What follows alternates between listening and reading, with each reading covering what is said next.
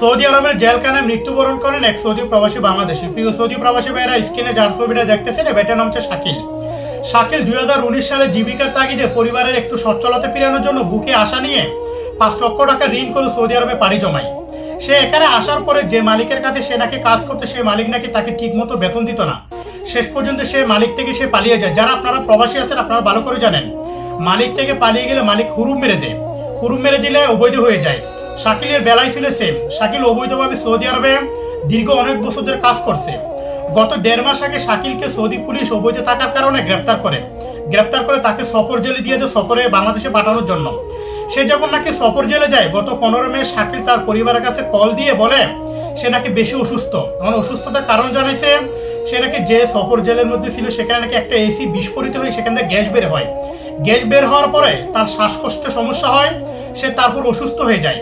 সে তার পরিবারকে বলে যে কোনোভাবে সৌদির জেল থেকে বের করে তাকে দ্রুত বাংলাদেশে নিয়ে যেতে। তার পরিবার কি করছে, কোনো এক আত্মীয়র মাধ্যমে সে 2 লক্ষ টাকা বাংলাদেশ থেকে পাঠায় একটা সৌদি আরবে উকিল করার জন্য। এর মধ্যে শাকিল মারা যায়। মারা যাওয়ার পরে দীর্ঘ 28 দিন ধরে সৌদি আরবের মেডিকেলের মর্গে তার মরদেহ পড়া ছিল। গতকালকে সরকারিভাবে বিভিন্ন মাধ্যমে তারা শাকিলের মরদেহ বাংলাদেশে পৌঁছেছে। তারপর সেখান থেকে তার মরদেহ কিশোরগঞ্জে তার গ্রামের বাড়িতে নিয়ে গেছে। তার ঠিকানা হচ্ছে কিশোরগঞ্জ সদর উপজেলা মারিয়া ইউনিয়ন, পূর্ব কাতিয়ারসর। যারা আমার ভিডিও দেখতেছেন প্রবাসী ভাইরা, আপনারা সবাই শাকিলের জন্য দোয়া করবেন। আল্লাহ তাআলা তাকে জান্নাতুল ফেরদাউস দান করে, সেই সাথে তার পরিবারকে সুখ সৌভাগ্যের তৌফিক দান করুন।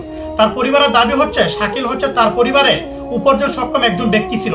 এখন সে মারা যাওয়ার পরে তার পরিবার উপার্জন করার মতো কেউ নাই। তার পরিবার পুরো অসহায় হয়ে পড়েছে। তার পরিবার সরকারের কাছে দাবি করছে যাতে তাদেরকে আর্থিকভাবে একটু সহায়তা করা হয়।